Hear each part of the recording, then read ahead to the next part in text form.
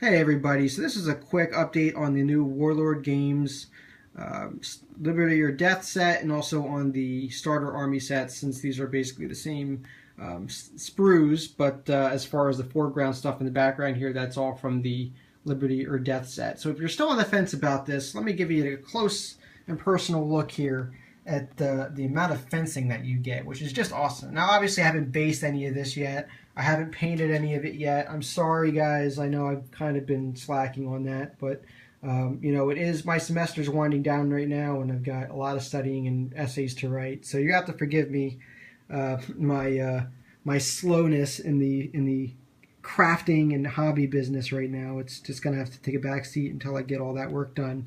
But now that I've got you here and you're watching this feed, I did want to let you know right off the bat, there's one complaint that I have about this set, and actually for the starter sets as well, which is that the directions are sometimes a little inaccurate.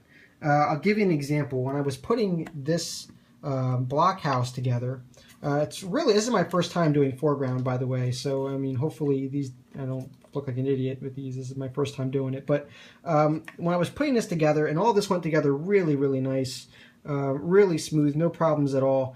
The one thing that I did notice is that the instructions mislabel some of the pieces. So, for example, this little window slot right here was labeled as like a 22A, and in fact it was like 22, right? And there are 22A pieces, but they're underneath here. I'm not going to lift this up right now, but so just be aware. And also on the Hessian sprue, when I was going to make the sergeant here, they said, oh, well, you know, if you want to make a Jaeger sergeant, use the arms for arm J. Well, there is no arm J, there's only an arm I. So there's some there's some subtle, inaccuracies in the directions. I don't know if they weren't proofread correctly or or what, but just be aware that that's a problem, and it's not a huge issue. You just got to pay attention. So I have here the cannons here in a row here, so you can kind of get an idea of the scale of them compared to other miniatures. And I know that some of you had questions about that, how the scale was compared to Perry. Well, here are two Perry sets. This is the 6-pounder for the Continental side, and this is the Queen's Rangers. Whew, don't kill me for that one. The Queen's Rangers butterfly or 3-pounder. All right, and you can kind of see now this is done up as a 3-pounder. Okay, so it goes more in line with this 3-pounder, but you'll notice that the cannons aren't exactly the same.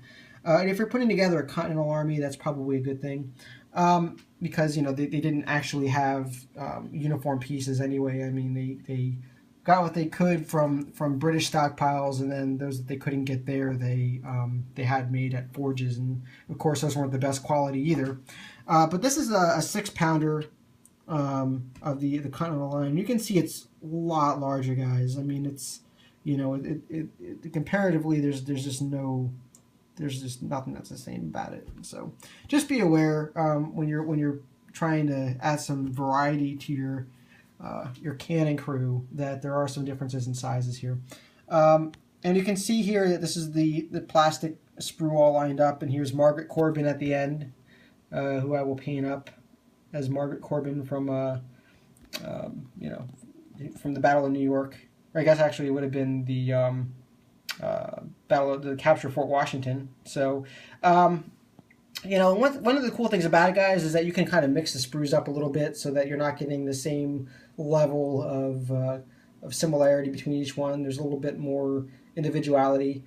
This arm piece here and the head piece come from the mounted officer sprue, and I just use that to kind of give it some more. This is General Washington, by the way. And then here are the Hessians. Again, I apologize that they're not painted, but you can see how awesomely detailed they are, right? I mean, just look at the Fusilier helmets here. They are just sharp looking, and they really stand out. They're going to be a lot of fun to paint. I just know they're going to be a lot of fun to paint. So one more final thing here. For those who are curious, yes, you can fit your crew. If you wanted to man a cannon in here, you can do that, right? Okay. Yeah, they fit in there quite nicely, and you can close this here. No problem. Not at all. So, you know, just really, really cool set, guys. You know, I'm very pleased with it. I'm glad that I have it, and you know, I want to thank Warlord Games again for sending along the starter army sets. I picked this set up myself, just because I really wanted the foreground stuff, and it was worth it. You know, now I have, instead of, you know, just I have an entire battery of cannons. I have like 6 cannon now that I can, you know, decide how I want to divvy it up with Continental and British sides, and you know, I've got like 6 mounted officers, which is pretty cool, and I've got enough to make 4 Hessian sets, and I can't even imagine. I don't even want to think about how many British and Continental line I can make. But you know, it's really cool. I really highly recommend this set. You know, just again, be aware that the instructions can sometimes be a little inconsistent in what's actually in the box, and that's again not a big deal. You know, it's just be alert. And all right, guys, that's it. Brief update. Next time you will see these guys all painted up and ready to play, and they'll be based and flocked and all that good stuff. So, all right, take care.